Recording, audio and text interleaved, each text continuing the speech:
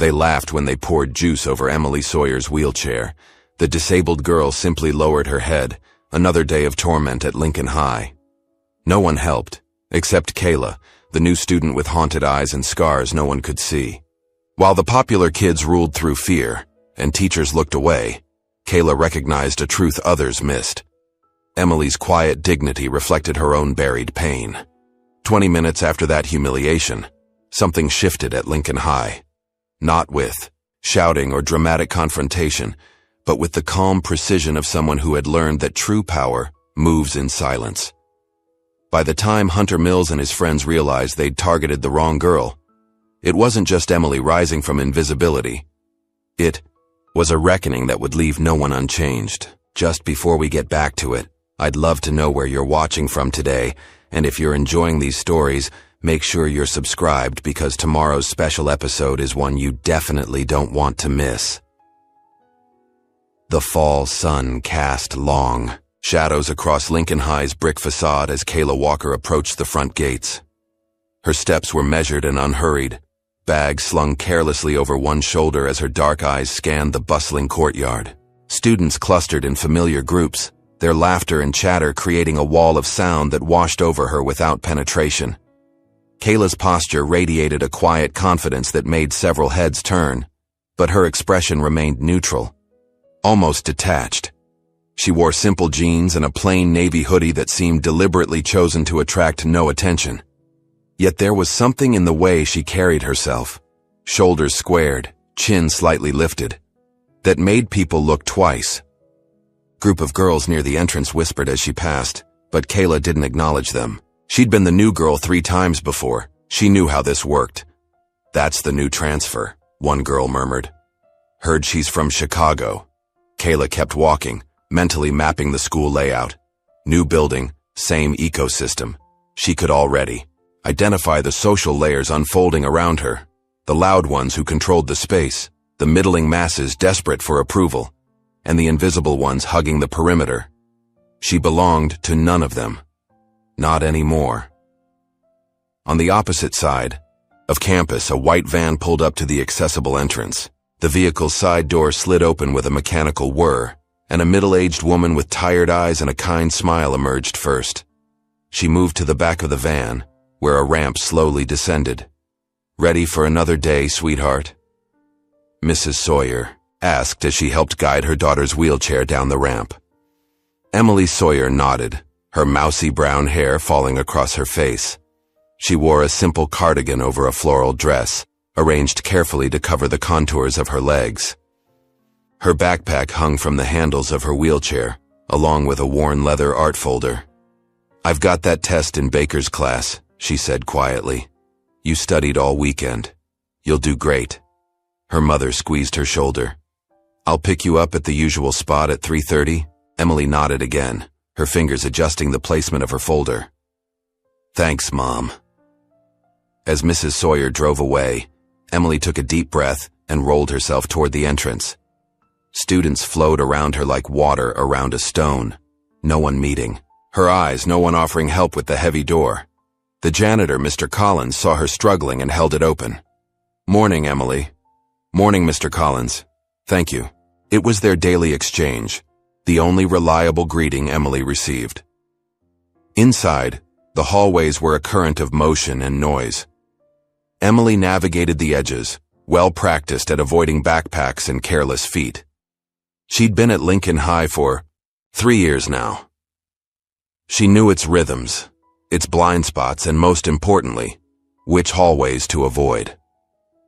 The morning passed in a blur of classes, with Kayla observing everything and speaking only when called upon. Teachers introduced her with varying degrees of enthusiasm, and students quickly lost interest when she offered minimal information about herself. In third period history, she noticed a girl in a wheelchair sitting by the window, head bent over her notebook, practically invisible to everyone around her. By lunch, Kayla had formed a complete assessment of Lincoln High. Same hierarchy, different faces. She carried her tray to an empty table near the edge of the courtyard and ate methodically, watching. The cafeteria doors swung open, and Emily wheeled herself out into the sunlight. She had packed her own lunch as usual, safer than navigating the lunch line. She found her regular spot, a table with a missing bench that accommodated her wheelchair. No one joined her. No one ever did. From his position holding court at the center table, Hunter Mills noticed Emily unpacking her lunch. He nudged his friend Chad Andrews and nodded in her direction. "Watch this," he murmured, a smirk playing across his handsome face. Hunter stood, carrying his tray of half-eaten food and a large cup of red fruit punch. Chad and their friend Logan Peterson followed, laughing at something Hunter whispered. They walked directly toward Emily's table. What happened next seemed to unfold in slow motion. Hunter's foot accidentally caught on a crack in the concrete. He stumbled forward dramatically, arms flailing. The fruit punch sailed through the air in a perfect arc, splashing across Emily's head and shoulders, drenching her hair, face, and cardigan in sticky red liquid. Some of it dripped down onto her art folder, immediately soaking through the leather. "Oh, shit," Hunter exclaimed with exaggerated concern. "My bad, didn't see you there." The courtyard erupted in laughter. Someone whistled. Emily sat frozen, punch dripping from her hair onto her ruined lunch. "Dude, you didn't see the whole-ass wheelchair?" Logan said loudly, generating another wave of laughter. Emily's face burned as she fumbled for napkins, trying to save her sketchbook. Her fingers trembled as red liquid seeped through the pages, bleeding the lines of her drawings together. Around the courtyard, reactions varied. Most students laughed or simply watched. A few looked uncomfortable but said nothing. One girl half rose from her seat but sat back down when her friends didn't move. Two teachers standing near the cafeteria doors glanced over, frowned, and walked away, pretending not to notice. Phones came out, recording the moment.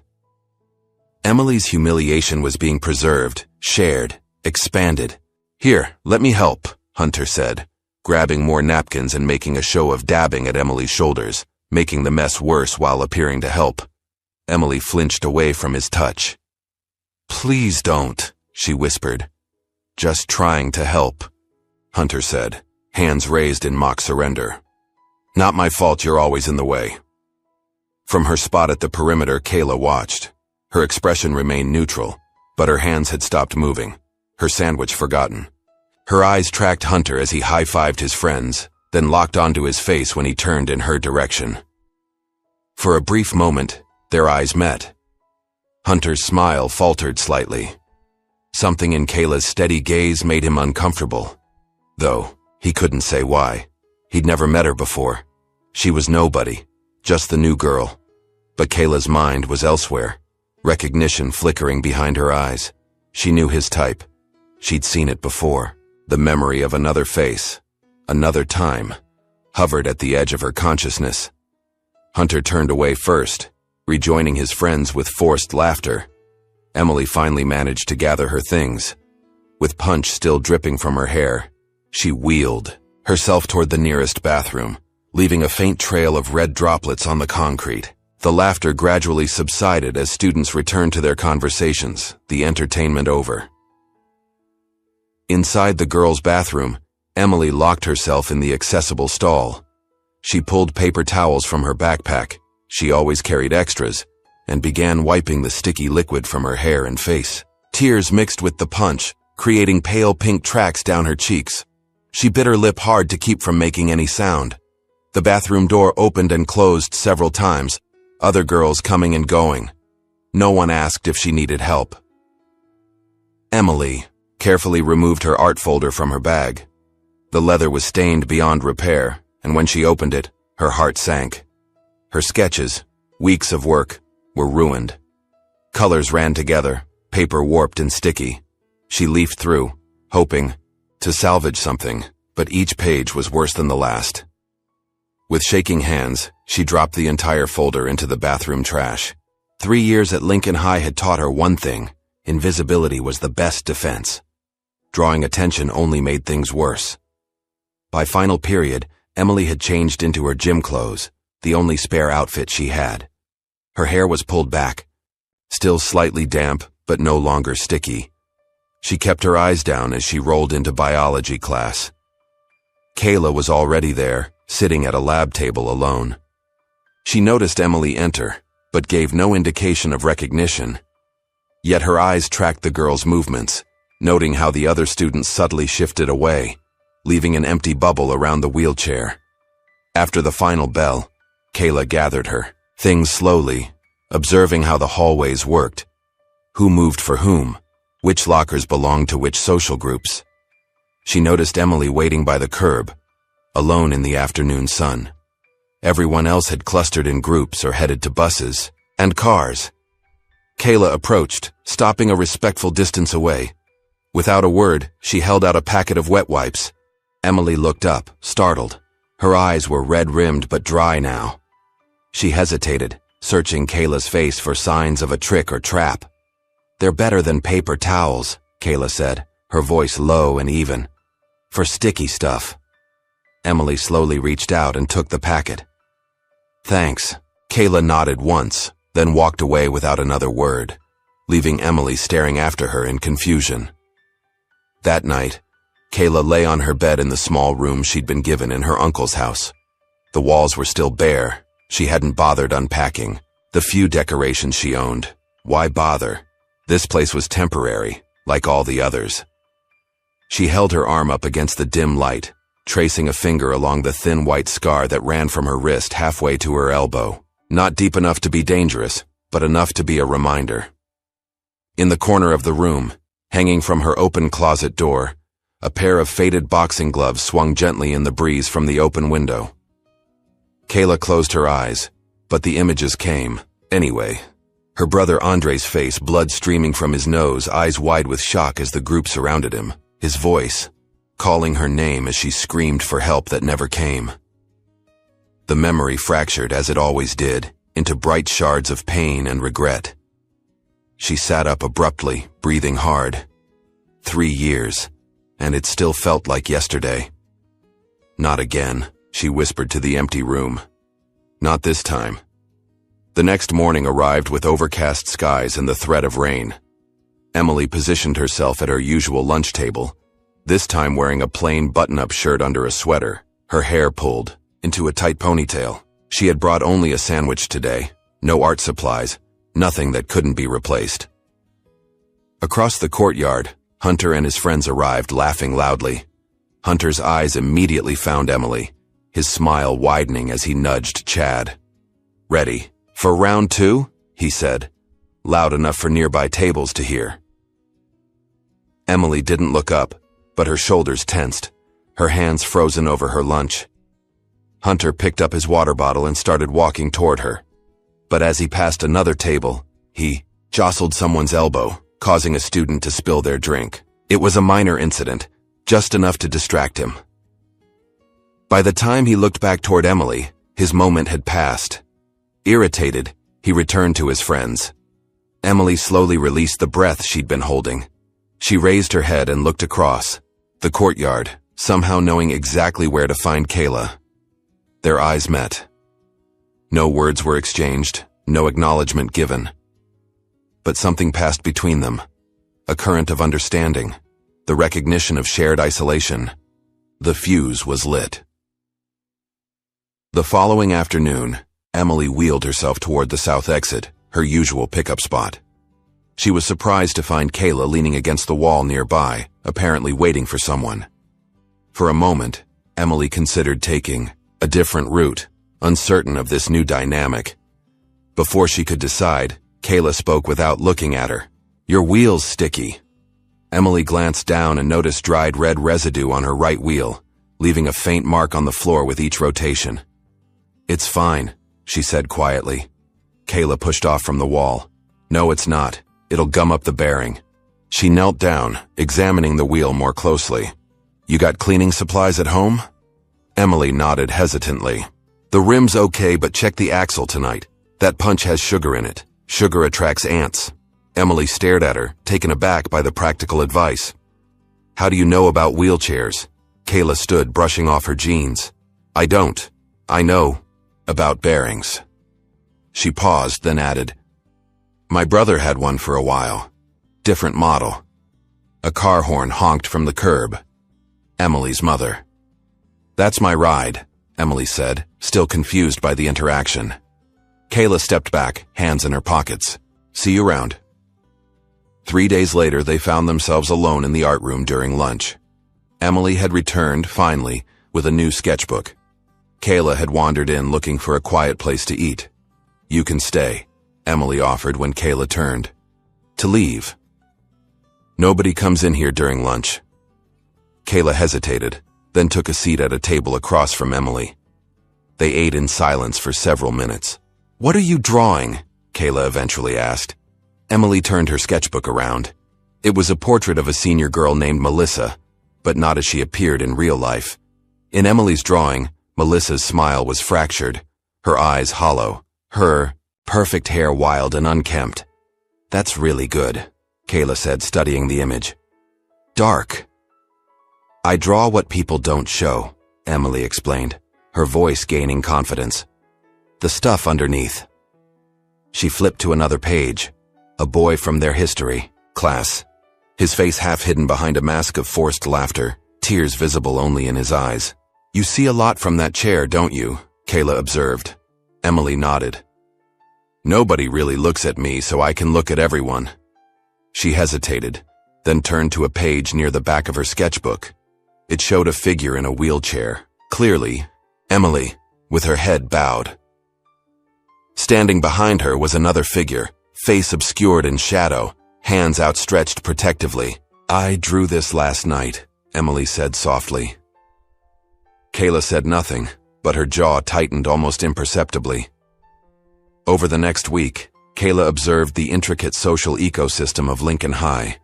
She noticed how certain teachers always seemed to be looking elsewhere when Hunter and his friends approached other students. She saw how freshmen scrambled to clear a path when the football players walked down the hall. How girls laughed at jokes that weren't funny when popular boys made them. Most importantly, she noticed who else was targeted. A freshman boy with a stutter, a girl with severe acne, a boy rumored to be gay. The pattern was familiar, almost predictable. The strong preyed on the vulnerable, and everyone else pretended not to see. It was survival through silence. During history class, Mr. Reeves assigned a project on civil rights movements. While students paired up around them, Kayla and Emily found themselves the last two without partners. Walker, Sawyer, you'll work together, Mr. Reeves said without looking up from his desk. That afternoon, they met in the library. As Emily outlined their project approach, Kayla's mind drifted, catching on a memory that had been haunting her dreams. It was 3 years ago. She and Andre were walking home from school in Chicago, taking their usual route through the park. Andre was 18, college-bound, brilliant. Kayla was 14, gangly and quiet, walking in her brother's shadow. They hadn't seen the group coming. 5 boys from a rival school who thought Andre was someone else. Someone who had apparently disrespected one of them at a party. Hey, Richardson, the leader had called out. Andre turned, confused. That's not me, man. But they weren't listening. They surrounded them quickly, pushing Kayla aside. One grabbed Andre's backpack. Wait, Andre had started to say. The first punch caught him in the stomach, doubling him over. Then came another to his face. Stop! Kayla screamed, throwing herself at one of the boys. That's not Richardson, his name is Walker. Someone shoved her hard. She fell, hitting her head on the pavement. Blood trickled into her eyes as she watched them beat her brother. She screamed for help. People walked by on the street, averting their eyes. No one stopped. No one helped. The time the police arrived, Andre wasn't moving. 3 days later, he was gone. A brain hemorrhage, the doctor said. Kayla had been shipped off to the first of several foster homes. Her mother lost to grief and alcohol. Kayla, did you hear me? Emily's voice snapped her back to the present. The library light seemed too bright. Sorry, what? Kayla blinked rapidly. I asked if you wanted to focus on the 60s or something more recent. Kayla rubbed her temples. Whatever, works for you. Emily studied her for a moment. Are you okay? Fine, Kayla said shortly. Just remembering something. That evening, in the garage of her uncle's modest home, Kayla wrapped her hands carefully before hitting the heavy bag suspended. From the ceiling, her uncle Darius watched from the doorway, arms crossed. Your form is sloppy today, he observed. Your mind's elsewhere. Kayla corrected her stance and threw another combination. Just tired. Darius stepped forward, adjusting her elbow slightly. Remember what I taught you, control first, power second, always. He held the bag steady as she hit it again, her knuckles connecting with a satisfying thud. Speed drills, he instructed. 10 sets, then pressure points. For the next hour, he guided her through the familiar routine. Combinations that required precision and restraint rather than brute force. Defense, control, distance management. Kayla moved with the fluid grace of someone who had trained for years. You're distracted, Darius said as they finished. School trouble? Kayla unwrapped her hands. Just the usual. Darius eyed her skeptically. Just remember what we agreed. You don't fight unless you must. And when you do, end it fast. Kayla finished, her voice flat. I know. I didn't take you in so you could get expelled from another school. Kayla met his gaze levelly. I haven't touched anyone. Keep it that way. He tossed her a towel. Dinner's in 10. The following day, Emily was late to art class. When she finally arrived, her eyes were red, her hands shaking slightly as she set up her materials. What happened? Kayla asked quietly. Emily shook her head, unwilling to speak. But when class ended, she lingered until the room emptied. Chad broke my special pencils during second period, she finally said. The ones I can grip properly. And Logan started telling people I wear diapers. Her voice cracked. I have normal, it's not. She didn't finish. She didn't need to. Kayla understood exactly what rumor would follow Emily now, how it would spread, how it would stick regardless of truth. I'm sorry, Kayla said, the words feeling completely inadequate. After school, Emily locked herself in the accessible bathroom stall, trying to regain her composure before her mother arrived. She didn't hear the outer door open, but she recognized Kayla's sneakers under the stall door. I'm fine, Emily called out, her voice betraying her.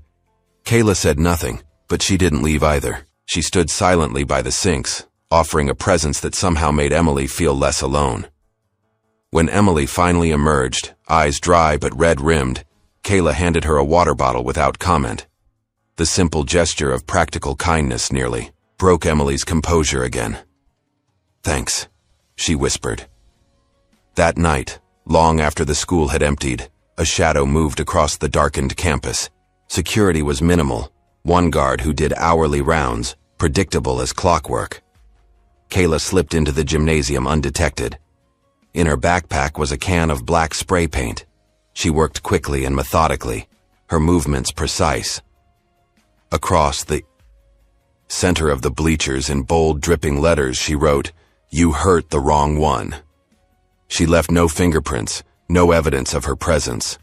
Just words that would greet the entire school the next morning.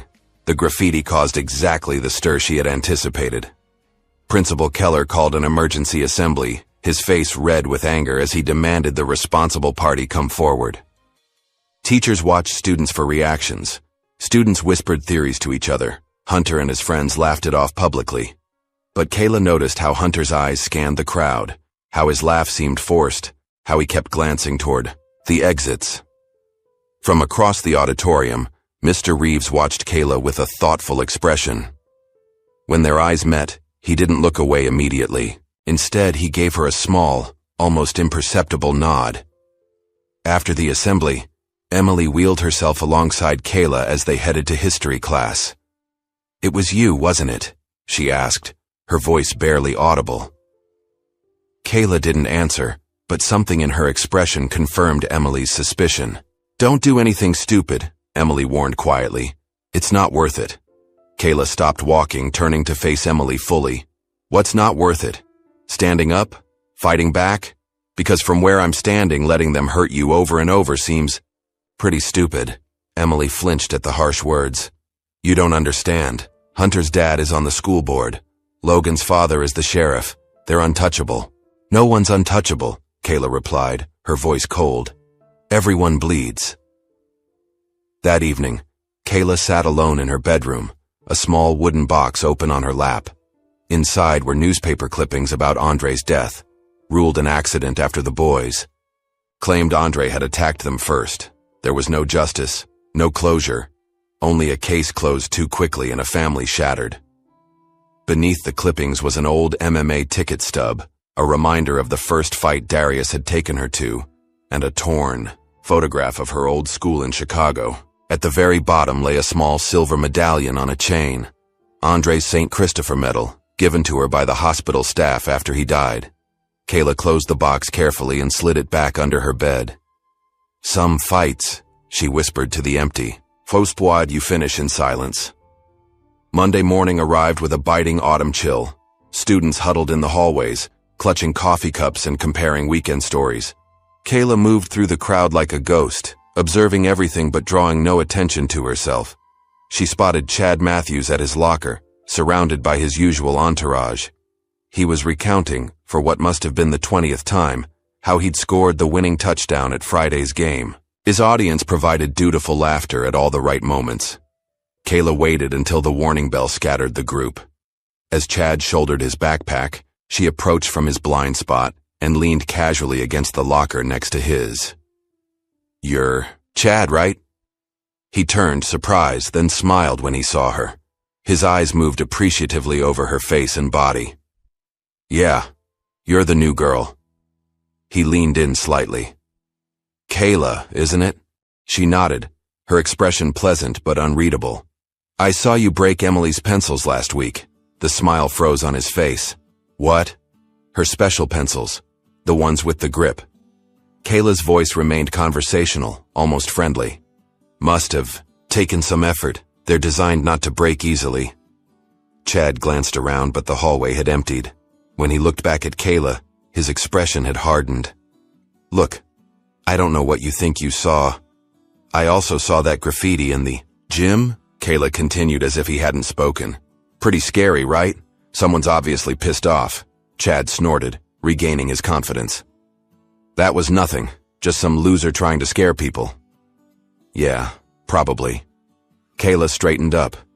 "But here's some friendly advice. If I were you, I'd be careful. Lincoln might seem like your kingdom, but kingdoms fall."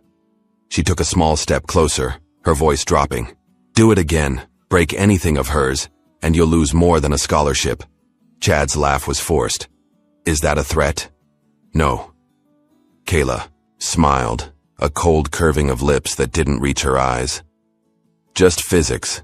Every action has an equal and opposite reaction." She patted his shoulder lightly. "See you in history." She walked away, leaving Chad staring after her, unsettled, but trying not to show it. The following morning, the janitor found Chad locked in the gym supply closet. He was discovered at 6:30 a.m., dehydrated and shaken, with a bruised shoulder from repeatedly ramming the door. His phone was missing, and clutched in his hand was a single note written in red ink. "Round 1. Let's dance." When questioned by Principal Keller, Chad claimed he'd been working out late and must have accidentally locked himself in. No one believed him, but no one challenged the story either. His friends ribbed him mercilessly for getting trapped, but beneath the teasing ran an undercurrent of unease. Throughout the day, whispers spread across campus. First the graffiti, now this. Something was happening at Lincoln High, something that didn't follow the usual rules. In art class that afternoon, Emily arrived with a new look. She'd replaced her usual muted clothing with a bright blue sweater. Small silver hoops adorned her ears, and the tips of her brown hair were dyed a soft pink. When Mrs. Brennan commented on the change, Emily smiled, a real smile that transformed her face. "I felt like trying something different," she said. Kayla, working quietly at her own easel, gave no indication she'd noticed the change, but later, as they left class together, she said simply, "Blue's a good color on you." Emily's smile widened. "Thanks. I've had that sweater forever but never wore it."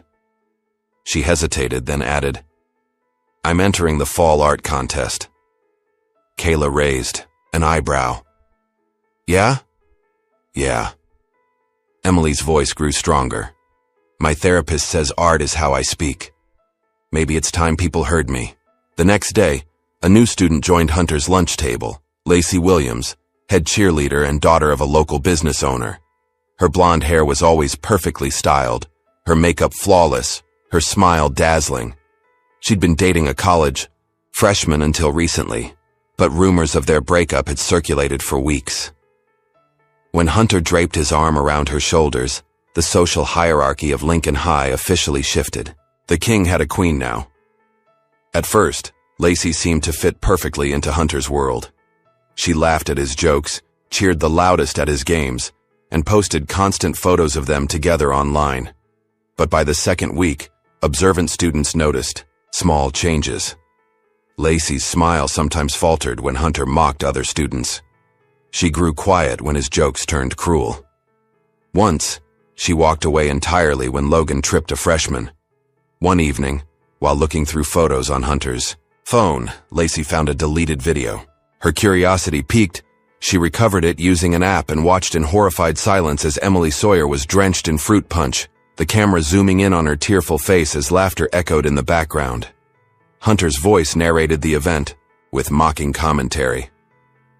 Lacey deleted the video again and said nothing, but the next day at school she sought out Emily between classes. "Hey," she said awkwardly. "I like your hair. The pink is cute." Emily stared at her in confusion. "Thanks. Lacey glanced around nervously. "If you ever need anything, let me know, okay?" Before Emily could respond, Lacey hurried away, leaving Emily bewildered by the strange interaction. After school, Kayla found herself alone in Mr. Reeves's classroom. She'd been summoned by a note left on her desk. "See me after final bell." When she entered, he was grading papers, his reading glasses perched on the end of his nose. He gestured for her to take a seat without looking up. "Your essay on civil disobedience was excellent," he said finally, removing his glasses. "You have a strong grasp of the psychological elements behind social movements." Kayla said nothing. "You're new here, but you've already figured out how things work." Mr. Reeves leaned back in his chair. "Lincoln wasn't always like this. The culture has deteriorated over the past few years. Is that why you wanted to see me? To talk about school culture?" "I wanted to see you because you're carrying weight in your eyes." Mr. Reeves's voice softened. "I recognize it because I carried it once too. The burden of seeing injustice and feeling powerless to stop it." Kayla tensed. "I should go. My uncle's waiting." "Just a moment." Mr. Reeves held up a hand. "I'm not accusing you of anything. I'm offering help if you need it. I don't." "All right." He nodded. "But my door is open. And Kayla, whatever you're doing, be careful. Some systems don't break easily. They break you first." That night, Kayla followed Logan Peterson to a diner 2 miles from school. She sat in a corner booth, baseball cap pulled low, nursing a soda as she observed Logan and his friends from the basketball team. They were loud, ordering multiple rounds of fries and milkshakes, flirting with the waitresses. As the evening wore on and the diner emptied, their voices grew louder, their laughter more raucous. "You should have seen her face," Logan was saying, gesturing with a fry. "When Chad called her diaper girl in chemistry, I thought she was gonna cry right there." "She's such a freak," another boy agreed. "Always drawing people like some kind of creep." "Maybe she's got a crush on you, Logan," a third boy suggested, causing explosive laughter. "Hell no," Logan retorted. "I'd rather die than touch the wheelchair freak." The conversation continued in this vein for another 20 minutes. Kayla remained still, her phone resting on the table, recording every word. When the boys finally paid their bill and left, she waited 5 minutes before following. At home, she edited the audio file, removing background noise and enhancing the voices until every hateful word was crystal clear. Then she created an anonymous email account and sent the recording to Principal Keller with the subject line, "Evidence of harassment at Lincoln High." The next morning, Logan was called to the principal's office during first period. The summons caused a ripple of whispers. Students exchanged theories throughout the morning, but when Logan returned before lunch, smirking as he took his seat, it was clear nothing had changed. "Principal wanted to talk to me about some bullshit harassment claim," he told his friends loudly enough for others to hear. My dad sorted it out. No big deal. From her seat across the room, Kayla watched him with cold eyes, her jaw clenched so tightly it ached. The annual fall art contest was a significant event at Lincoln High. The winner received a $500 scholarship, and their work was displayed in the main hallway for the rest of the year. Emily had spent weeks on her entry, a series of interconnected panels showing human hands reaching toward each other, some touching, others just out of reach. The central panel featured two hands nearly connecting, one from a wheelchair. The day before the submission deadline, Emily rolled into the art room to put the finishing touches on her work, only to stop short in the doorway. Her canvas lay on the floor, shredded into strips. The vibrant colors she'd so carefully mixed were now streaked with dark stains that smelled sharply of urine. Mrs. Brennan found her there, staring at the ruined artwork in silent shock. "Oh, Emily," the teacher gasped. "What happened?" Emily shook her head, unable to form words around the lump in her throat. Mrs. Brennan immediately reported the incident, but with no witnesses and no security cameras in the art room, there was little to be done. She offered Emily an extension, but with less than 24 hours remaining, there wasn't enough time to recreate weeks of work. Kayla found Emily in the bathroom an hour later, tears streaming down her face as she tried to salvage scraps of her painting. "They went too far," Emily whispered, her voice breaking. "I wasn't hurting anyone. I just wanted to create something beautiful." Kayla surveyed the damage in silence, her expression betraying nothing of the rage building inside her. Without a word, she turned and walked out, leaving Emily surrounded by the ruins of her art. That night, while the custodial staff cleaned the halls of Lincoln High, Kayla moved with silent purpose through the emptied building. She wore latex gloves and a dark hoodie pulled over her hair. In her backpack was an intricate device constructed from household items, a simple mechanism designed to create maximum impact. Logan's locker was easy to find, number 117, plastered with basketball team stickers. Kayla worked quickly, installing her creation inside, then slipped back out the way she'd come, undetected by the single security camera that swept the main hallway at predictable intervals. The next morning, Logan arrived at school early for basketball practice. When he opened his locker, a small balloon filled with red dye burst, splattering his Letterman jacket and several nearby students. As he stumbled back in shock, a cascade of paper fluttered to the floor, printouts of text messages and group chat conversations in which he'd mocked Emily and other students. Key phrases were highlighted in yellow: wheelchair freak, diaper girl, and worse. Taped to the inside of the locker door was a handwritten note. Still laughing? Logan's face drained of color as students gathered around, reading the fallen messages. Some looked disgusted. Others pulled out phones to take pictures. By third period, the entire school knew what had happened. The whispers followed Logan everywhere, and for the first time he was the one avoiding eye contact in the hallways. That evening, Kayla trained harder than usual in her uncle's garage, attacking the heavy bag with controlled fury. Sweat-soaked, her tank top as she executed combination after combination, her breathing steady, her focus absolute. Darius watched from the doorway, concern etched in his features. "You're pushing too hard," he said finally. "Your body needs rest." Kayla continued, punching, not breaking rhythm. "I'm fine." "No, you're not." Darius stepped into her line of sight. "You've got that look again. The one you had after Andre died. That cold fire." Kayla stopped, breathing hard. "I'm handling it." "Are you?" "Because your school called today.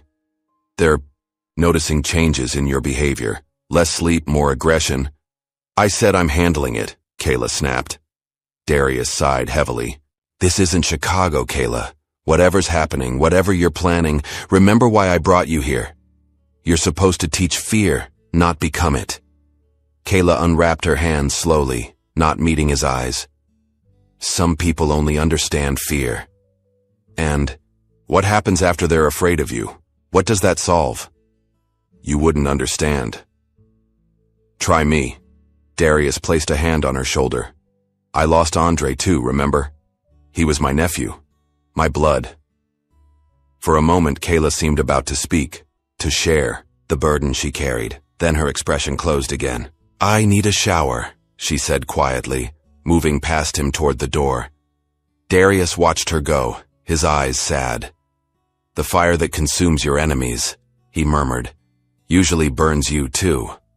But Kayla was already gone, the echo of her footsteps fading down the hallway.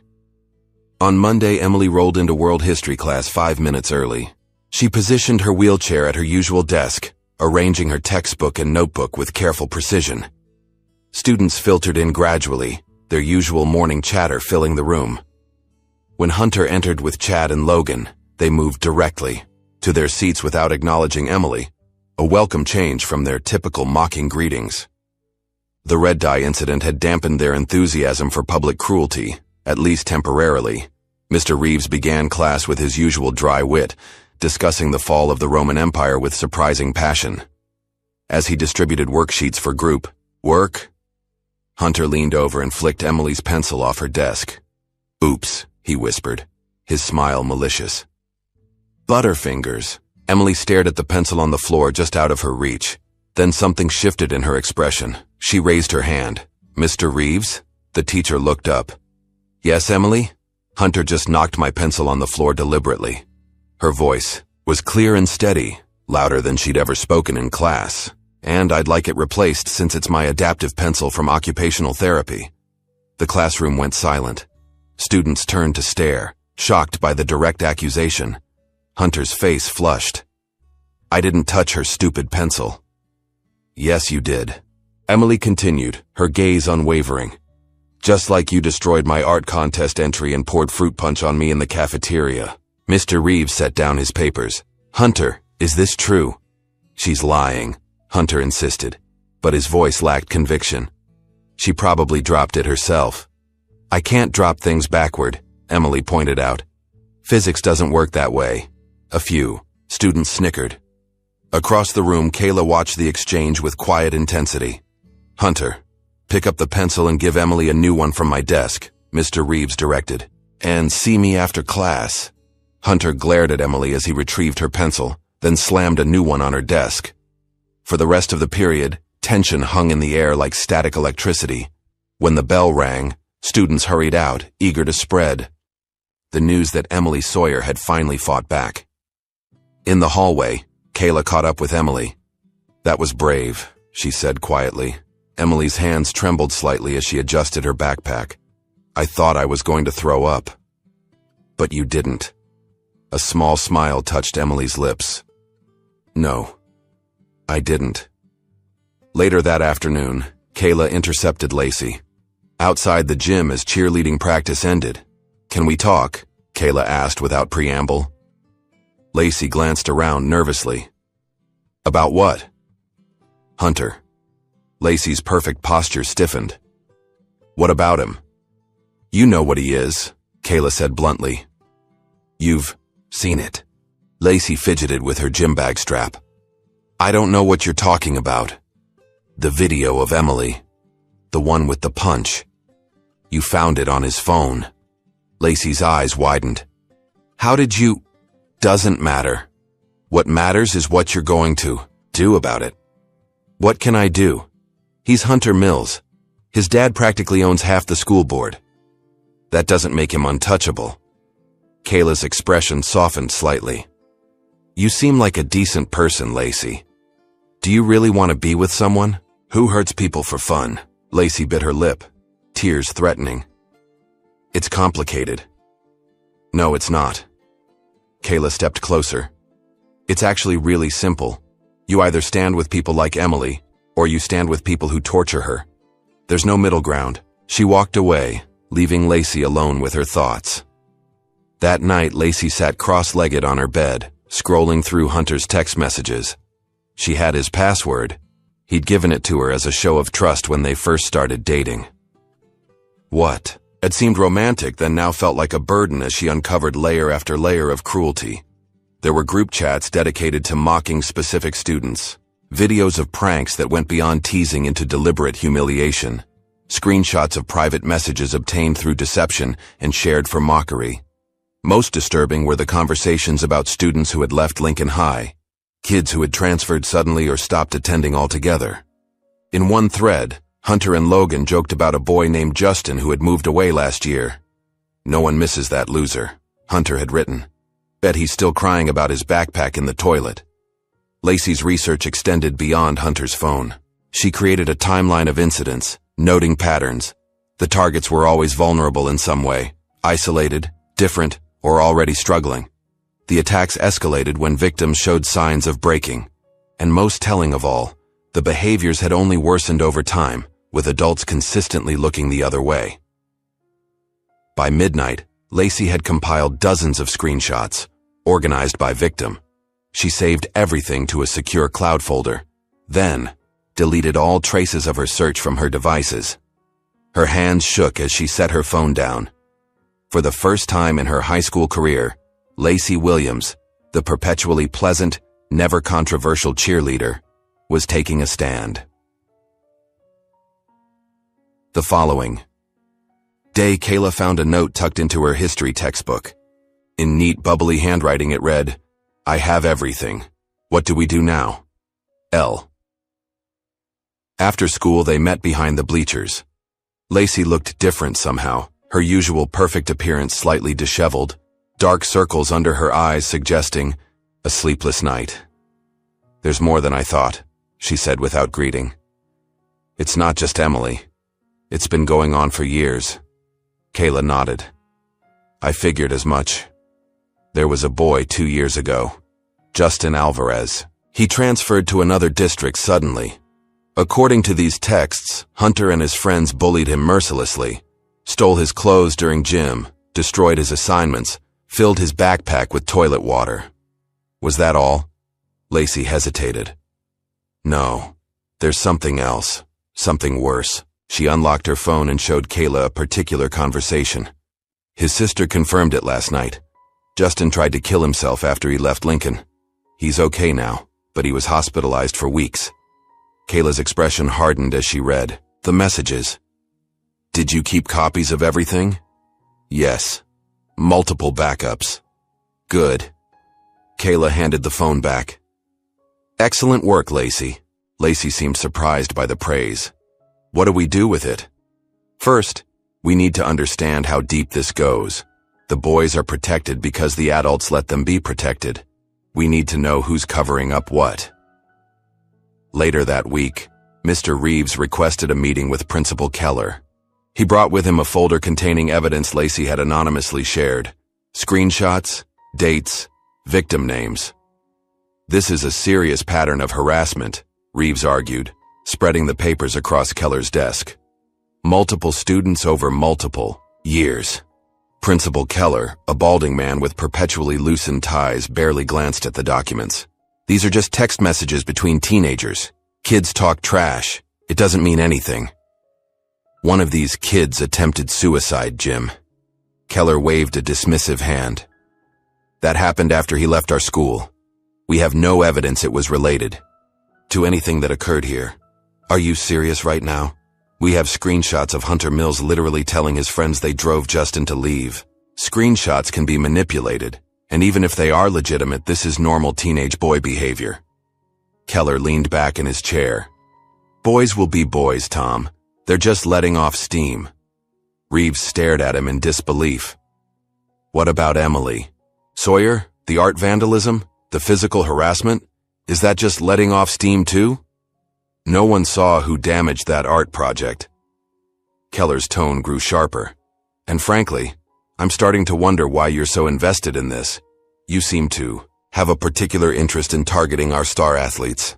"I have a particular interest in protecting vulnerable students," Reeves shot back. "Well, unless you have concrete proof of who damaged that art project, there's nothing I can do." Keller gathered the papers and handed them back. "Now if you'll... Excuse me, I have a budget meeting to prepare for." As Reeves left the office, he pulled out his phone and made a call. "Janet, it's Tom Reeves from Lincoln High. Remember that conversation we had about systemic issues in schools? I think I have a story for you." That weekend, Kayla traced the tire tracks of Hunter's distinctive Mustang to Baker's Point, a popular parking spot overlooking the town. As expected, the car was there, windows foggy with condensation. Hunter and Lacey were clearly visible inside, locked in an embrace. Kayla waited until they separated, then approached silently. When Hunter stepped out to retrieve something from the trunk, she made her move. She slid a folded note under the windshield wiper, then melted back into the shadows. Minutes later, Hunter returned to the driver's seat, noticing the paper as he settled in. "What's that?" Lacey asked, feigning ignorance. Hunter unfolded the note, his expression changing as he read the words written in bold red ink. "I'm coming. Bring your friends. Bring your lies. Let's end this at the bonfire." "What the hell?" he muttered, looking around frantically. "Where did this come from? What is it?" Lacey placed a hand on his arm, feeling him tense beneath her touch. "Nothing." Hunter crumpled the paper and shoved it into his pocket. "Let's get out of here." As they drove away, Lacey noticed his knuckles were white on the steering wheel, his usual confident smirk replaced by a tight-lipped grimace. For the first time since she'd known him, Hunter Mills looked afraid. The annual fall bonfire was Lincoln High's biggest social event. Held at the edge of the football field, it drew nearly the entire student body with promises of music, food, and the ritualistic burning of an effigy of their rival school's mascot. It was traditionally where social hierarchies were cemented, couples became official, and memorable moments were created. This year, anticipation buzzed through the school with an added edge of tension. Rumors of confrontations, mysterious notes, and a possible showdown had transformed the usual excitement into something electric and unpredictable. In Emily's home, a different kind of tension reigned. She stood before her mirror, staring at her reflection with uncertainty. Lacey had helped her select a bright red dress with flowing sleeves and a neckline that showed off her collarbones. Her brown hair, normally pulled back in a practical ponytail, now fell in soft curls around her face. Subtle makeup enhanced her features, making her eyes look larger, her cheekbones more defined. "You look beautiful," her mother said from the doorway, her expression a mixture of pride and concern. "But are you sure about this? You've never wanted to go to the bonfire before." Emily smoothed the fabric over her lap. "I'm sure, Mom. I need to be there tonight." "Because of that new friend of yours?" "Kayla?" Emily met her mother's eyes in the mirror. "Because of me. Because if she's going to fight for me, I need to show I'm not hiding anymore." Her mother crossed the room and placed her hands on Emily's shoulders. "Just promise me you'll call if anything happens, anything at all. I promise." Emily reached up and squeezed her mother's hand. "But I think tonight is going to change everything." Across town, Kayla prepared differently. No flashy outfit, no makeup. Instead, she methodically checked her phone, ensuring the group chat screenshots were accessible with a single tap. She tested the small wireless speakers she'd acquired, confirming they could be controlled remotely through her phone's Bluetooth. Finally, she slipped on a plain black hoodie, nondescript, practical, allowing freedom of movement. This wasn't about looking good. This was about ending something. Uncle Darius watched from the hallway as she packed her backpack. "You're not planning to fight at this bonfire, are you?" Kayla zipped the bag closed. "Not unless I have to." "That's not a no." "No, it's not." She looked up at him, her expression resolute. "Some things need to be finished, Uncle D. Some wrongs need to be made right." Darius sighed heavily. "Just remember what I taught you. Fighting should always be the last resort, not the first option." "I remember." Kayla shouldered her backpack. "But tonight I'm hoping the truth will do the fighting for me." As darkness fell across Lincoln, the fire began to rise. The stage was set. The players were ready. And the reckoning that had been building for weeks was finally at hand. The annual Lincoln High bonfire transformed the football field into a patchwork of shadows and golden light. Flames leaped 15 feet into the air, sending sparks spiraling toward the star-filled sky. Music thumped from speakers positioned around the perimeter, while tables laden with snacks and drinks attracted crowds of hungry teenagers.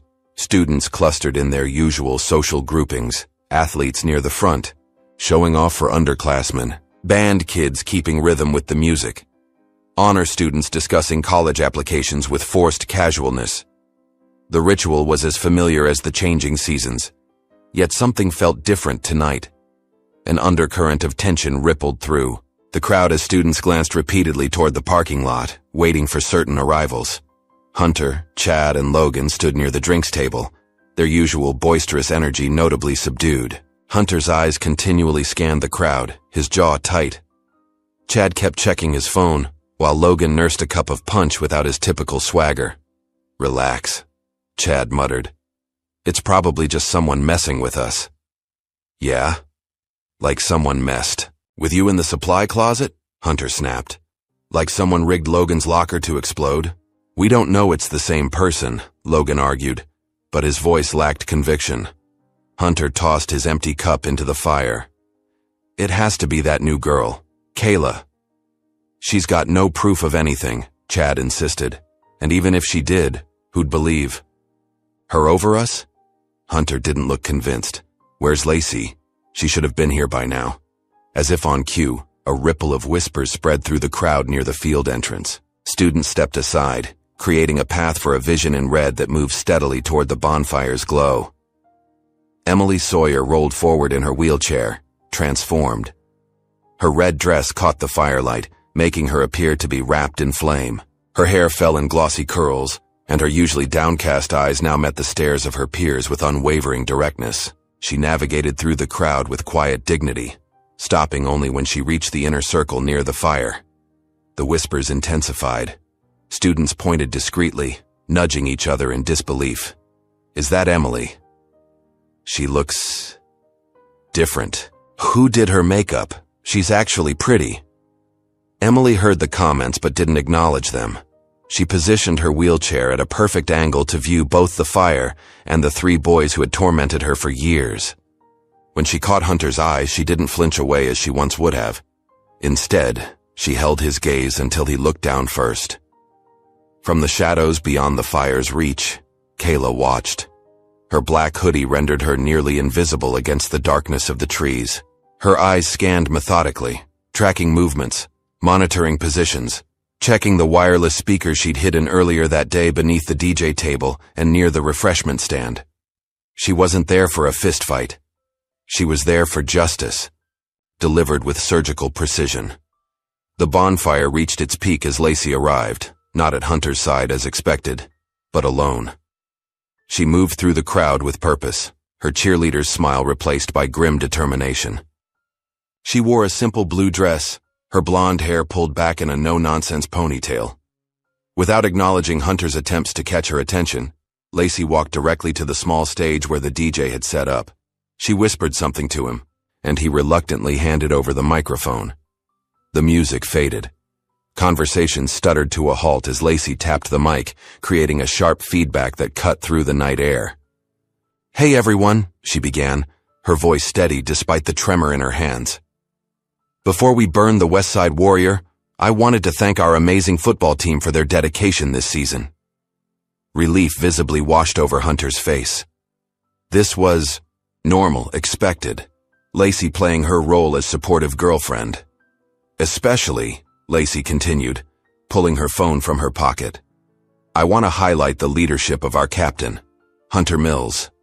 Hunter started moving toward the stage, ready to accept his accolades with practiced humility. "Hunter has taught us all some valuable lessons," Lacey said, her voice hardening slightly.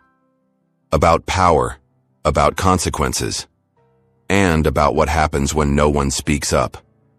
She connected her phone to the sound system and pressed play.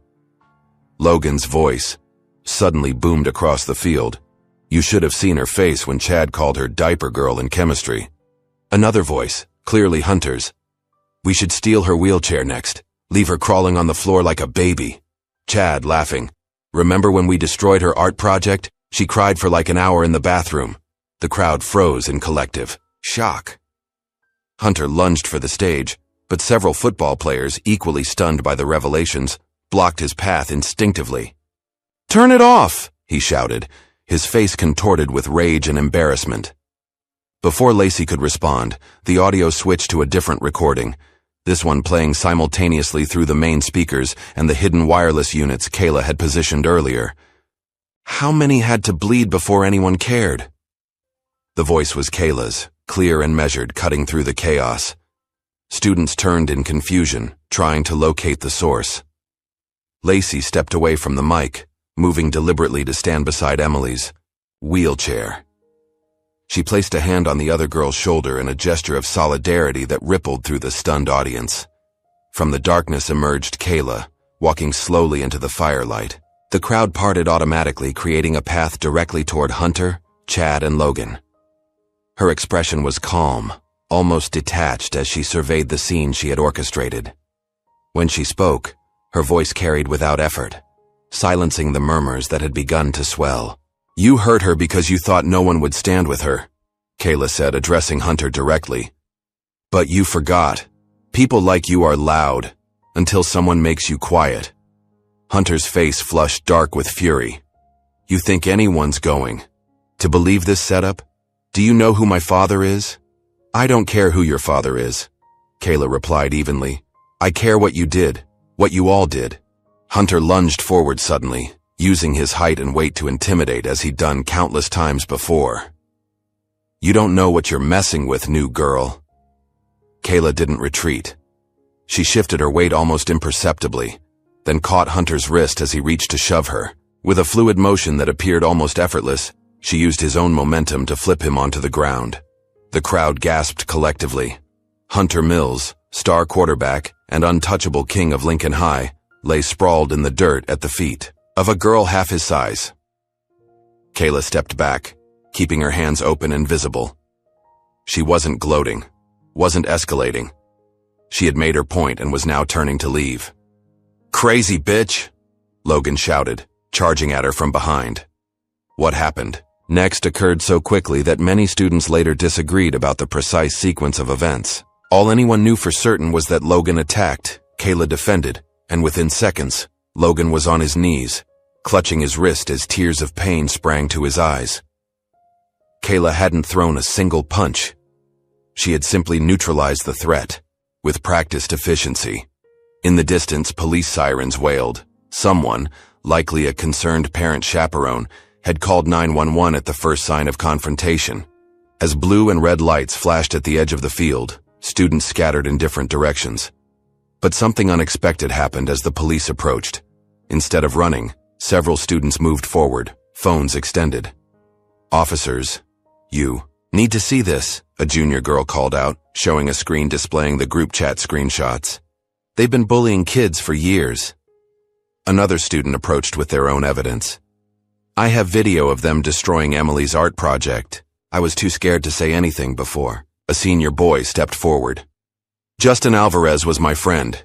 He tried to kill himself because of what they did to him. I'll testify." As the police sorted through the crowd, taking statements and reviewing evidence, Kayla stood quietly beside Emily and Lacey. The three girls, so different in background and experience, formed a tableau that many would remember long after the embers of the bonfire had cooled. Emily looked up at Kayla, her eyes bright with unshed tears. "Thank you," she said simply. Kayla shook her head. "Don't thank me yet. This is just the beginning." Monday morning arrived with the school in chaos. Police officers occupied Principal Keller's office, conducting interviews with students, faculty, and staff.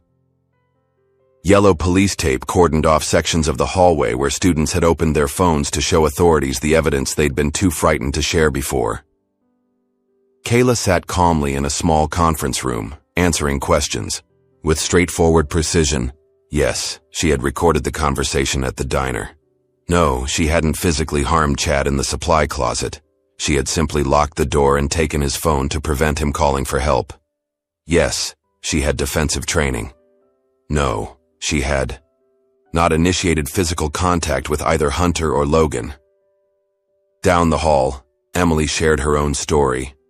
She displayed her artwork, both the ruined original and photographs of what it had looked like before. She described years of torment, of navigating hallways in fear, of adults looking the other way. "Why didn't you report this sooner?" an officer asked gently. Emily's laugh held no humor. "I did. We all did. Nobody listened." By afternoon, the investigation had expanded beyond the boys' behavior to include the school's handling of previous complaints. When the district superintendent arrived, his face grim beneath silver hair, Principal Keller's bluster finally faltered. "Jim, I've got reporters asking why multiple harassment complaints were buried," the superintendent said, closing Keller's office door firmly behind him. "I've got parents threatening lawsuits and a police detective suggesting criminal negligence. Please tell me there's an explanation that doesn't end with you cleaning out this office today." Keller had no answer that could save his career.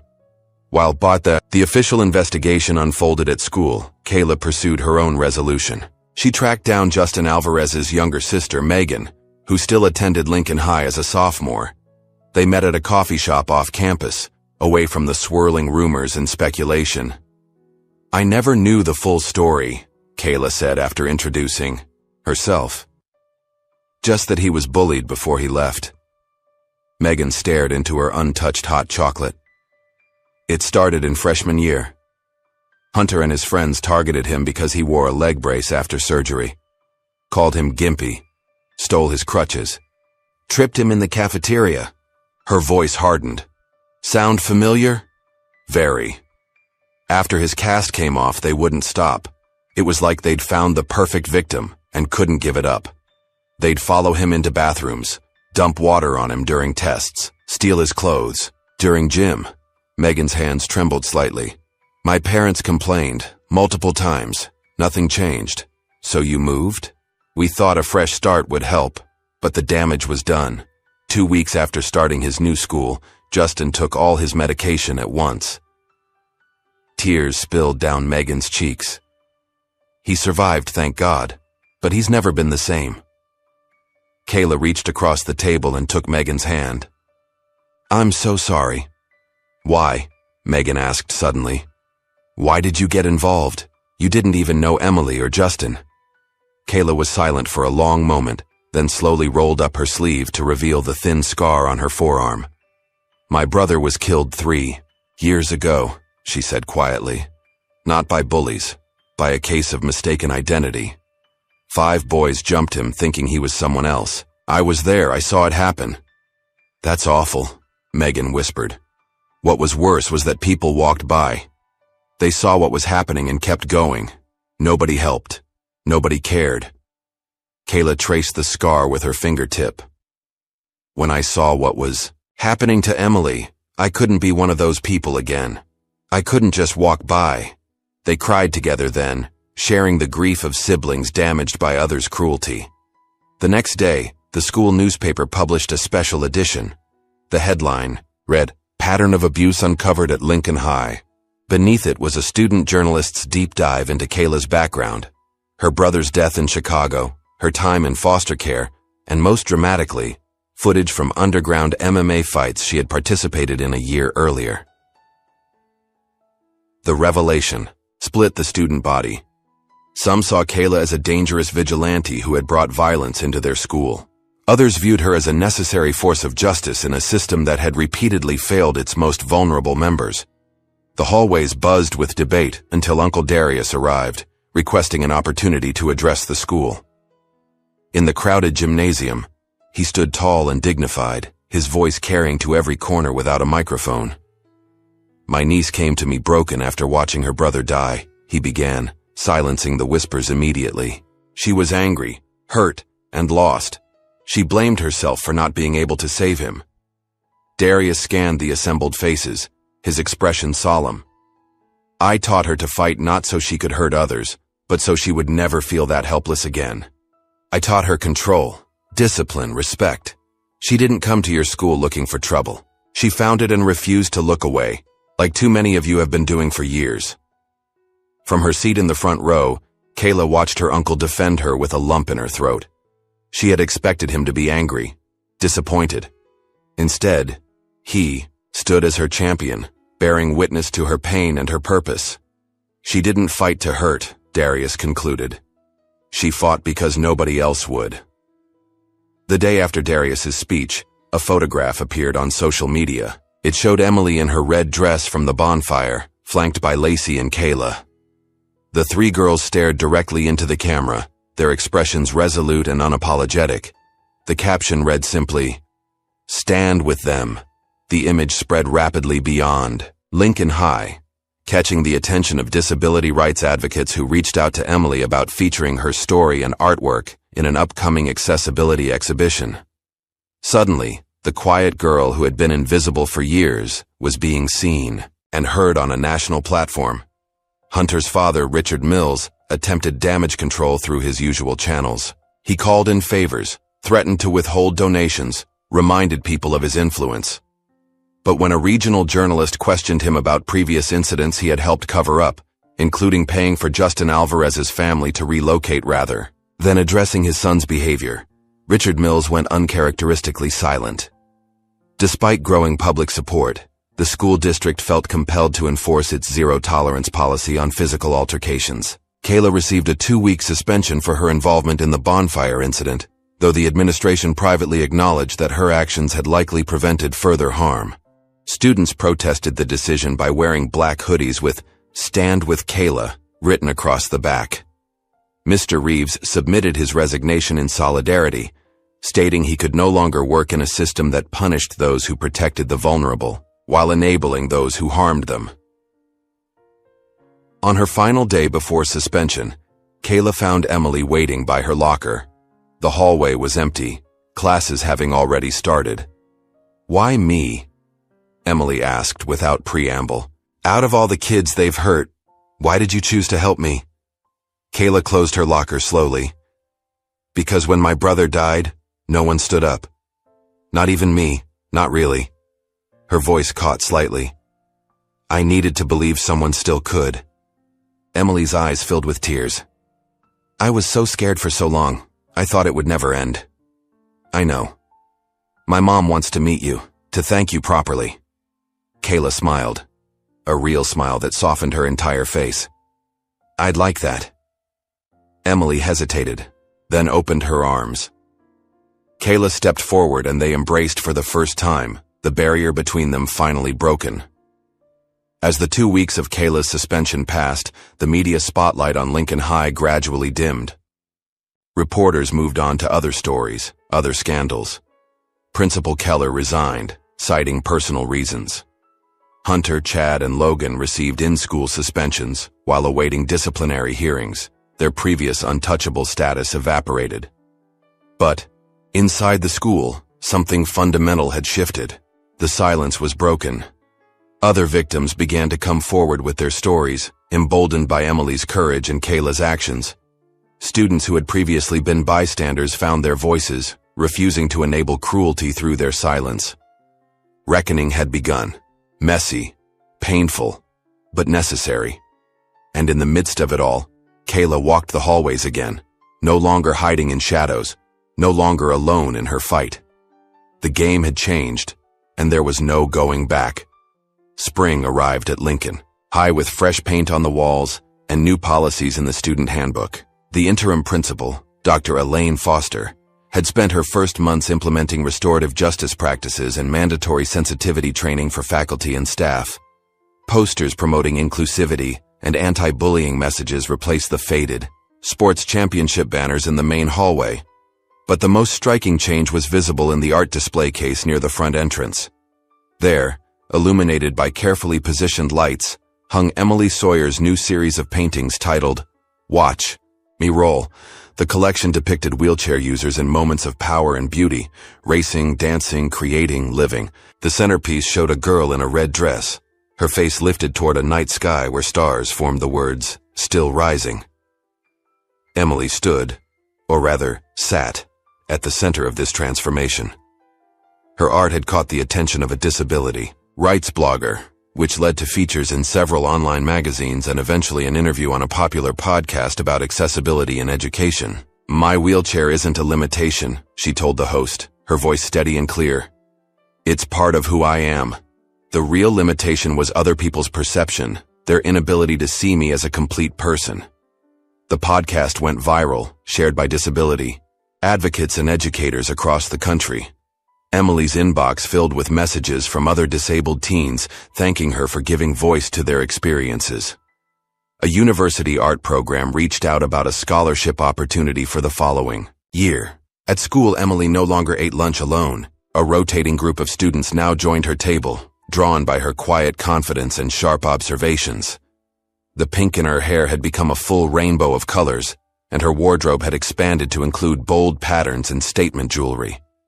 She still sketched people constantly, but now she showed them her work, transforming what had once been a secret comfort into a bridge for connection. Down the hall from Emily's display, another transformation was taking place. Lacey Williams had converted an unused classroom into headquarters for a new student organization, the Echo Circle. Its mission was simple but powerful: to amplify the voices of those who had been silenced and to foster a community where everyone belonged. "I was part of the problem for too long," Lacey admitted during their first meeting. "I chose popularity over doing what was right. I can't change that, but I can work to make sure it never happens again." The club quickly became the most diverse group on campus, attracting students from every social category: athletes seeking redemption, former targets finding courage, observers tired of looking away. They organized workshops on bystander intervention, created an anonymous reporting system for bullying incidents, and initiated a mentorship program pairing upperclassmen with vulnerable freshmen. Meanwhile, the legal consequences for Hunter and Logan continued to unfold. With multiple testimonies and documented evidence of years of harassment, both faced juvenile charges for assault and cyberbullying. Chad, recognizing the shifting tide, had accepted a plea deal, agreeing to testify against his former friends, in exchange for a lighter sentence of community service and mandatory counseling. During his statement to investigators, Chad revealed additional incidents that had been covered up by school administration, including a physical assault on a freshman, 2 years earlier that Principal Keller had dismissed as roughhousing. The revelation prompted the school board to launch a comprehensive audit of all disciplinary records from Keller's tenure. For Kayla, life had both settled and expanded in unexpected ways. Her suspension had ended without fanfare, but her return to school was marked by a different kind of attention. Students no longer saw her as just the new girl or the fighter, but as someone who had fundamentally changed their community. She maintained her quiet demeanor, still preferring observation to participation in most settings. But her isolation had ended. She sat with Emily at lunch, contributed thoughtfully in classes, and occasionally even smiled, a rare expression that transformed her serious face. One afternoon, as Kayla left school, a woman approached her in the parking lot. Tall and muscular with close-cropped hair and purposeful movements, she introduced herself as Deanna Wright, a retired MMA champion who now trained promising young fighters. "I saw footage of your underground matches from Chicago," Deanna said, without preamble. "You've got raw talent, but more importantly, you've got control, something most young fighters never master." Kayla shook her head. "I don't fight anymore." "What you did at the bonfire wasn't fighting, it was defending. There's a difference." Deanna handed her a business card. "You're not a weapon, Kayla. You're a storm, controlled, directed, with purpose. If you ever want to channel that properly, call me."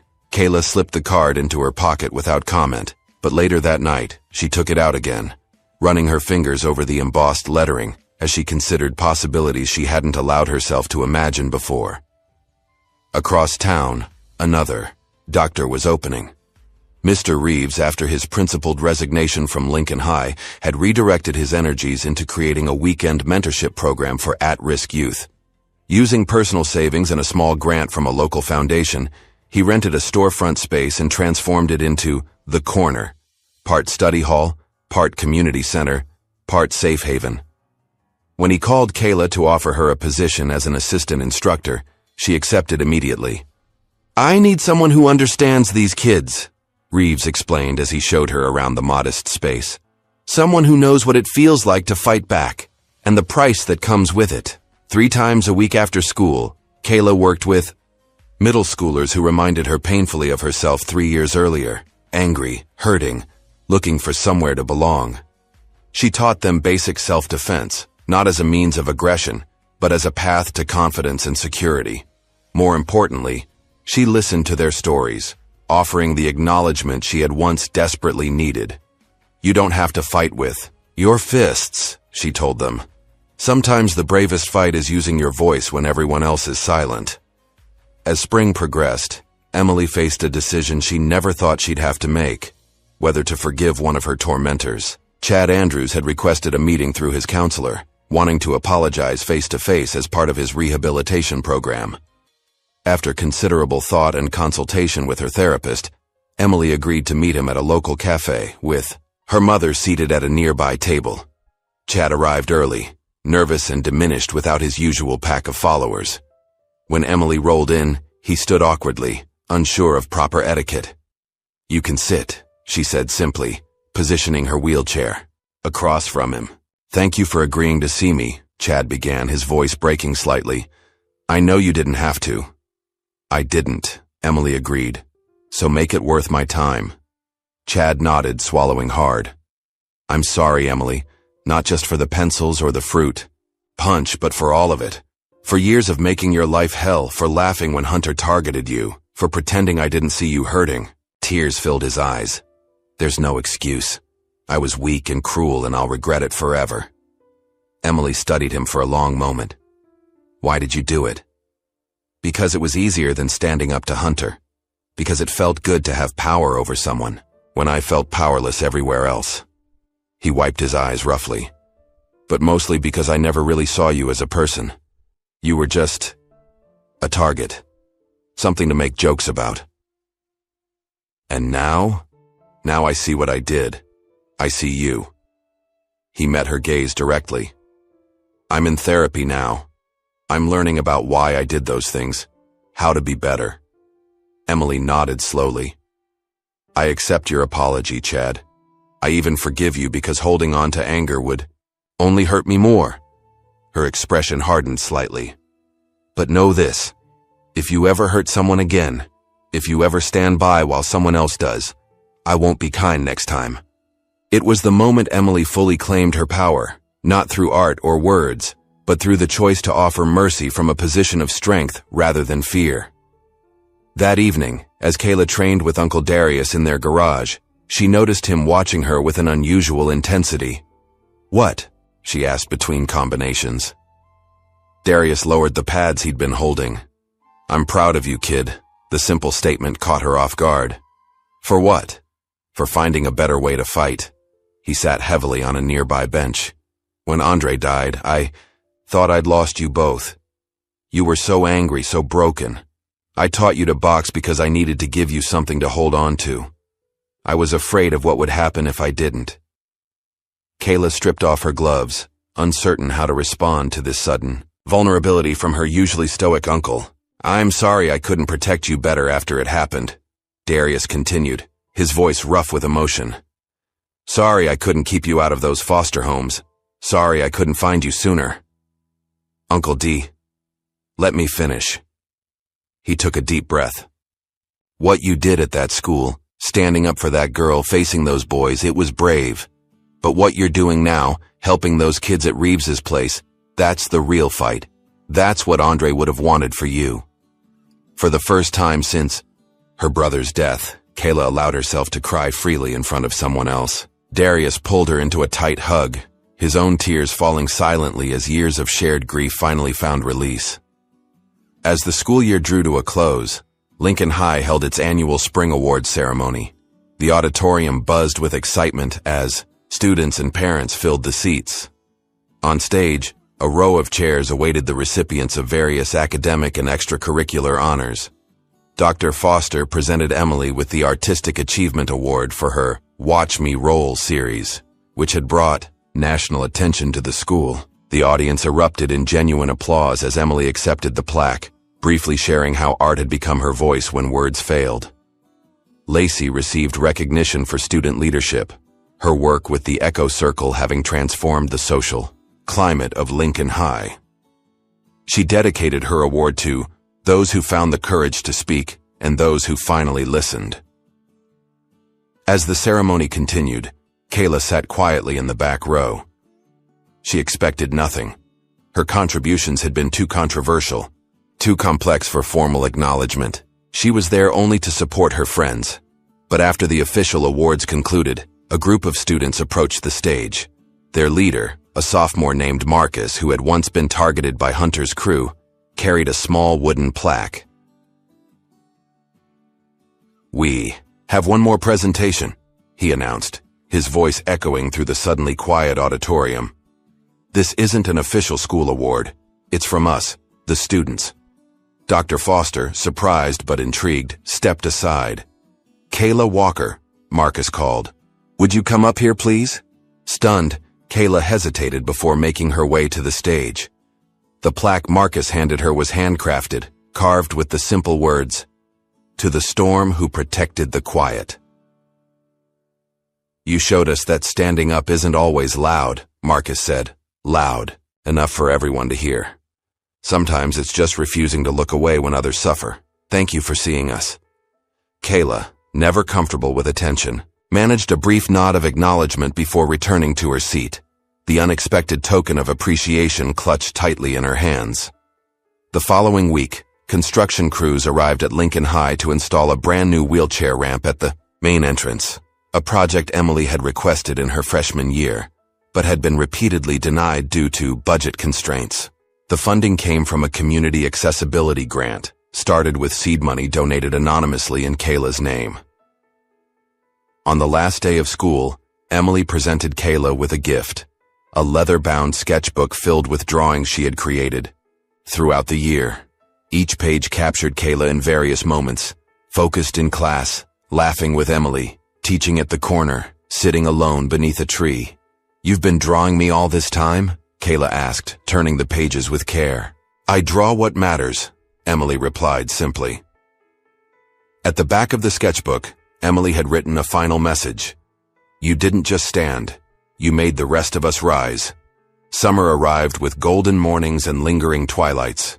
For the first time, since moving to town, Kayla walked through the halls of Lincoln High on the final day of school with her head high, a genuine smile playing at the corners of her mouth. Students called greetings as she passed, not with the wary respect they'd shown after the bonfire incident, but with the easy familiarity of shared experience.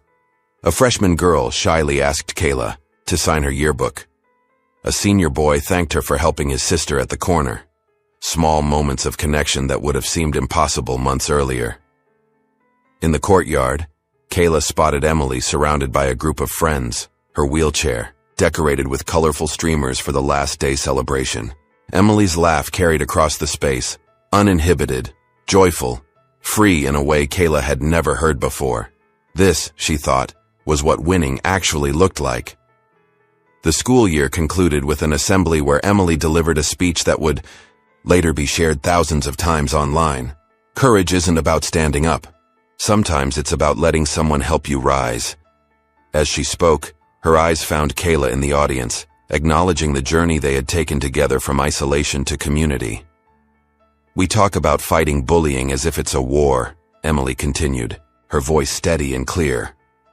"But maybe it's more like building bridges, connecting people who felt disconnected, creating paths where barriers once stood. The true measure of our school isn't how many trophies we win, but how we treat those with the least power among us."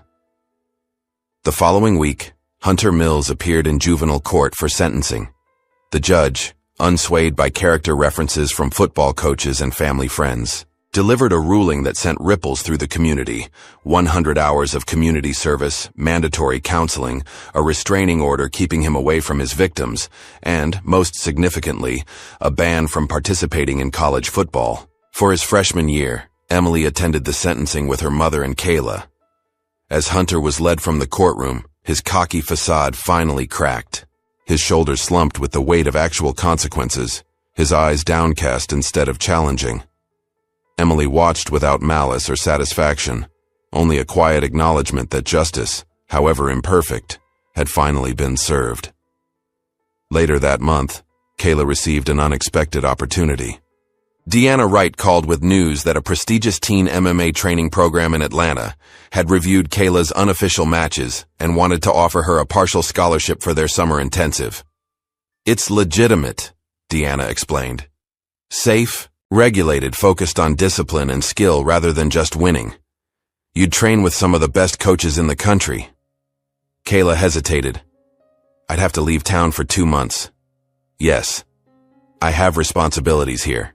The kids at the corner will still be here when you get back, Deanna pointed out. This is a chance to develop something for yourself, Kayla. Something positive that's just yours. Still uncertain, Kayla sought Emily's advice. They met at their favorite cafe, where Emily had become something of a local celebrity. You should go, Emily said without hesitation after hearing about the opportunity. Are you sure? It feels selfish, leaving after everything. Emily cut her off with a laugh. Selfish? Kayla, you fought for all of us. Now go fight for you. Meanwhile, Lincoln High's cheer squad was undergoing its own transformation under Lacey's continued leadership. The team had historically been known for its rigid hierarchies and exclusive membership, but the new application process emphasized character and commitment over popularity. Their first fundraiser of the summer supported a local organization providing adaptive sports equipment for disabled children. Emily was invited to co-design their new uniforms, incorporating subtle elements of accessibility awareness into the traditional school colors. It's not about erasing the past, Lacey explained to a local reporter covering the cheerleaders' community service. It's about acknowledging it and choosing to build something better. On her last day before leaving for Atlanta, Kayla walked across the empty school campus, allowing herself a moment of reflection. She paused beneath the oak tree near the football field where she had once sat alone, watching and waiting. Now children from the neighborhood played around its trunk, laughing and arguing and making up games, unconcerned about social hierarchies or invisible boundaries. She placed her hand against the rough bark, feeling the solid permanence of the tree against her palm. Something had changed here, not just in the rules or the leadership, but in the very atmosphere of the place. A shift from fear to possibility. Later that afternoon, Kayla visited her brother's grave for the first time since leaving Chicago. Uncle Darius had driven her 3 hours to the small cemetery, waiting respectfully in the car to give her privacy. She knelt beside the simple headstone, clearing away leaves and placing fresh flowers in the metal vase. From her pocket, she removed 3 items: her Lincoln High student ID, a small sketch Emily had drawn of Kayla and Andre together, created from photographs and Kayla's descriptions, and the wooden plaque from the students. I did it, Dre, she whispered, tracing his name with her fingertips. I fought back, not like I planned. Better. She smiled through tears. You'd have liked Emily. She sees people the way you did. The setting sun cast long shadows across the cemetery as Kayla said goodbye, walking back to the car with lighter steps than when she had arrived. The summer unfolded in a series of new beginnings. Emily traveled alone to her first college art interview, navigating public transportation and unfamiliar buildings with newfound confidence. The admissions officer was visibly impressed not just by her portfolio, but by her poise and self-advocacy. Lacey's leadership workshop for middle school, girls filled to capacity within days of being announced. The participants created a mural for the corner, painting themselves as superheroes whose powers included compassion, courage, and change. Mr. Reeves expanded his weekend program to include vocational training, partnering with local businesses to create internship opportunities for teenagers who needed second chances. And Kayla, miles away in Atlanta, poured herself into training, pushing her body and mind to new limits, discovering joy in the pure physical discipline of her sport. Each night she exchanged texts with Emily and Uncle Darius, sharing victories and frustrations from worlds that were beginning to broaden rather than narrow. On the final morning of summer, Emily wheeled herself to her favorite spot in the park, sketchbook balanced on her lap. She was drawing the playground where children navigated equipment with various abilities, some running, some using mobility devices, all equally absorbed in play. She smiled as she worked, remembering Kayla's words from one of their first real conversations. Power isn't loud, it moves. That movement continued, in Emily's art gaining recognition, in Lacey reforming systems from within, in Mr. Reeves creating new opportunities for vulnerable youth. Even in Kayla's absence, her impact remained, rippling outward in ways none of them could fully measure. As Emily completed her sketch, capturing a moment of connection between two children helping each other climb, she added a simple caption. Beneath the image, "You don't fight because you hate what's in front of you. You fight because you love what's behind you." The words echoed across time and distance to where Kayla stood in an Atlanta gym, sweat pouring down her face, eyes alive with purpose as she prepared for her first official match. She would carry this lesson forward, the knowledge that true strength came not from destroying enemies, but from protecting what mattered most.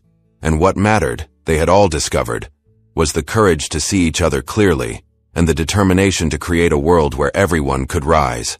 What would you risk to stand up for someone when everyone else looks away? The answer defines not just who we are, but the world we create together. If this story touched you, hit like and subscribe for more powerful narratives about courage, justice, and the strength to rise.